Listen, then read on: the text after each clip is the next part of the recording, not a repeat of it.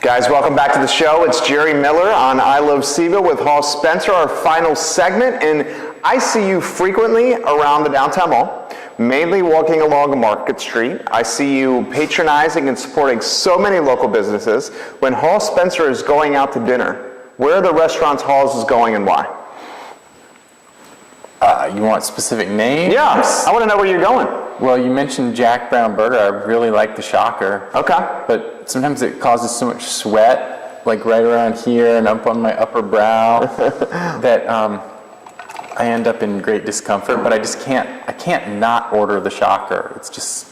You like Jack Brown's? I like Jack Brown. That's your go-to restaurant downtown? That's where you're going? It's a go-to. Yeah? I like Guadalajara. 30-year anniversary for Guadalajara? Yeah, I understand City Council wants to tear it down. Well, the City of Charlottesville owns the Lucky7 and the Guadalajara, and I'm curious about this. This should be done, if you're a newspaper writer, Lisa at the CVille Weekly, Melissa Castro at the Daily Progress, you guys are watching this, I know this. Here's the story that should be reported. Now that the City of Charlottesville has done a joint venture with Mark Brown and the Water Street Parking Garage, and now that the City of Charlottesville has control of the Water Street Parking Garage and has unified the price points at Market Street and Water Street, does the City of Charlottesville have any motivation anymore of tearing down Lucky7 and Guadalajara and building a parking garage there? Because they purchased the land in the midst of the parking wars with Mark Brown as a leverage point to say to Mark Brown, screw you, we don't need you. We'll build our own garage to cover demand. So I wonder if the Guadalajara now gets torn down, because that's their flagship location, and I would bet you, Hawes, that's the location that earns them the most amount of income. It's the one, when I think of Guadalajara and neon green margaritas, it comes immediately to my mind, yes. You think it gets torn down? Well, as you point out, now that they've kind of worked out their acrimony with Mr. Brown, they may not need to tear it down. And it also seemed a little strange for a city to be destroying businesses. Locally owned businesses that are giving them tax revenue. Yeah, and they were talking about like a parking garage, which aren't autonomous cars and alternate forms of transportation right in our near future. It seemed like a sort of backward-looking move. Well, I still think we need to figure out the parking piece in the short term, because let's take the courthouses. Okay? One of the reasons the courthouses are being, brainstormed and being discussed and moving them is because of the parking situation. None of the attorneys downtown, none of the judges want to move the courthouses. Have you ever seen Mark Brown's presentation on parking? Yeah, I have. And it's hilarious. It's how, like, certain city employees consume multiple parking spaces because they don't like the space that's been given to them, so they just do the 2-hour shuffle, and he's documented this with his camera. Right. And he names names. I think he was doing this when Bob Stroh was still on the payroll. I think he was. Yeah. I mean, he has indicated that we don't really have a parking supply problem, we have a parking allocation problem.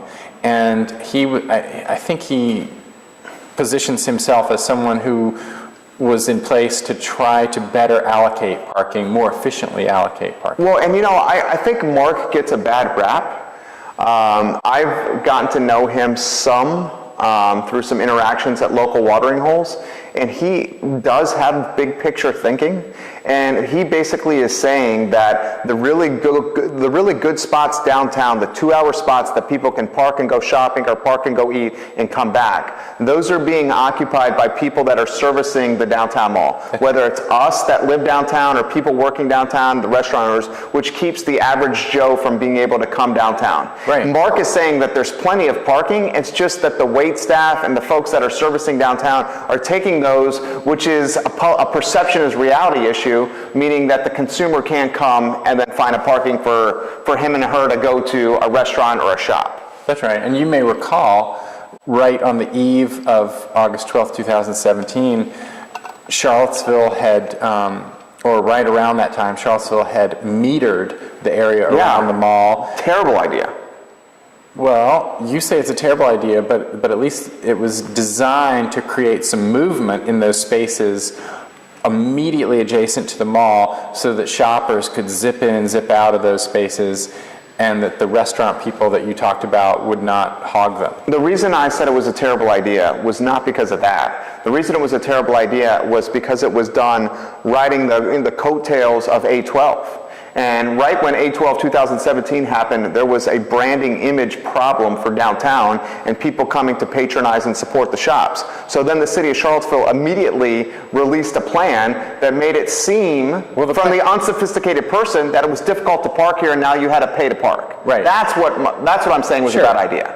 Yeah, the timing was not. The timing was bad. And the day that they were like drilling the new poles next to the spot where all those poor innocent people were hit, right. Heather Heyer died on 4th Street. Right. That was not very... There's been odd timing, okay? Other odd timing thing, this is, bear with me here. I'm bearing, but just so you know, all this stuff was underway before Sure. August 12th happened. They didn't know. But it could have been delayed. The politicians could have called the director of the program and said, right, we don't have to do it today. We might want to hold off a little bit. Right, let's be sensitive. Yeah. Right, okay, here's another bad timing thing here, and bear with me. Bad timing that the city attorney, the police chief, the city manager, the clerk of the council, I mean, 4 or 5 key positions. I mean, clerk of the council position was doing 6 figures. That's how much she was earning. Brian Wheeler is now the interim clerk of the council. 4 or 5 key positions in the city of Charlottesville all quit in a short period of time? Well, is that coincidental? Is that bad timing, or is there more to it there? Well, I don't think it was a coincidence that the chief of the Charlottesville Police Department and the superintendent of the Virginia State Police Department both resigned in the wake of 8/12. I think. How about the city manager, Maurice? The city manager got his contract not renewed by city council, so that's a clear indication that they were not happy with him. How about the clerk of the council? How about the city attorney?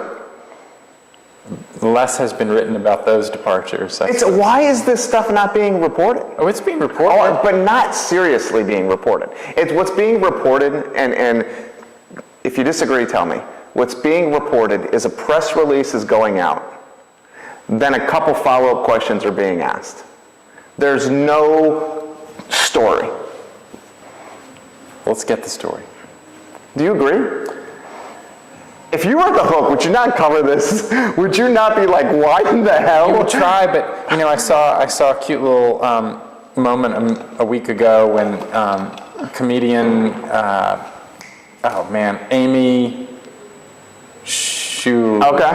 Is that her name? I mean, I just botched Mike's last name, so don't ask me about last names. Her name's Amy Schumer. Okay. Right? She's at an anti-Kavanaugh thing, and somebody was trying to interview her, and she's like, no, I think it's like sexual consent. I don't have to give an interview if I don't want to.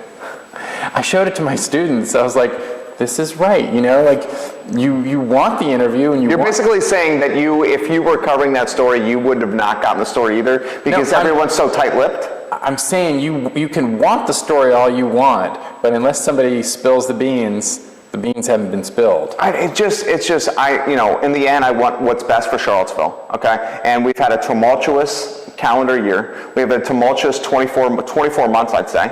And I want to figure out why. Well, I want to figure out why Facebook Live stories are going on with the mayor. Okay, and the mayor is Facebook Living and saying on her Facebook feed that I vehemently oppose this city manager who we're interviewing. I'm going to go on the record and basically say who it is, despite it being a private process. I'm going to go on the record and say why I freaking hate this guy, and I'm going to go on the record and say that I disagree with my fellow council members. Why is that happening?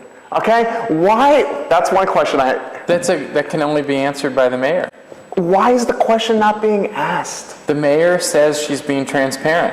That's her response. And her platform, to her point, she ran on a platform, okay, that transparency, I forget the phrase she used, but transparency for everyone. Unmasking the illusion. Yeah, transparency basically is what she's saying. She says we have an illusion that Charlottesville is a wonderful and happy place, and she's said that for many of our citizens, it's not such a wonderful Which I think is true. I think it's true. And why I think it's true is because the cost of living is astronomical. It's very expensive to live here. There probably are not a ton of jobs at a certain level of education and income level. So I think there's some truth there. However, I think the way you go about handling it was not the right way. You should tell her. I think that's what we're doing. Okay. Do you disagree? I don't take positions on public policy matters. But you're not a journalist now, you said, so you I can't. am a journalist. You're still, okay. I still do reports for an NPR affiliate in Richmond. As a journalist, then, how do you characterize what's happened then with council? Journalists don't characterize. Okay, as a journalist, how do you report then what's happening with council over the last calendar year? Well, it's clear that council has some internal struggles. I think that's fair. Yeah. Yeah, I'm more opinionated than he is. He's got to play it a little closer to the vest. I'm trying to bring it out of him because he's so knowledgeable and knows all the players in this situation. But I understand where you are coming from. In the end, all I want is what's best for Charlottesville. Okay? In the end, I also think that... it's almost like you heart Charlottesville. I do. The whole concept of the business right here is, I don't know. Would you ever run for politics? Would you ever run for council?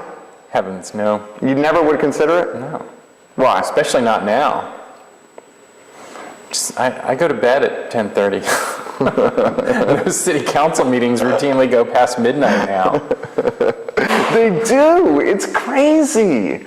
Oh, Hawes, I've thoroughly enjoyed this. Check out his book, guys. It's called Summer of Hate. You can find it on Amazon. It's very, very good. Summer of Hate. Find it on Amazon. Hawes, I hope, my friend, to do this again. Could we do it again? Someday. I'm going to put him, I asked you on camera right there, not up there. Someday. Thank you for joining us, guys. I love CVille. It's good to be with you. Thanks to Interstate Pest and Service Companies.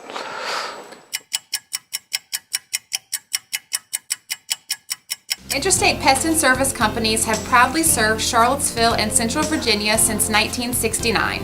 Our grandfather started Interstate Pest Control with one truck. Today, Interstate is your pest control, mold remediation, and home renovation specialist. That's right, guys. Interstate will get the ants, mice, stink bugs, termites, bed bugs, and mold out of your house, apartment, or office space. There's no job too small for Interstate. That's right, Daddy. Interstate is a home's best friend.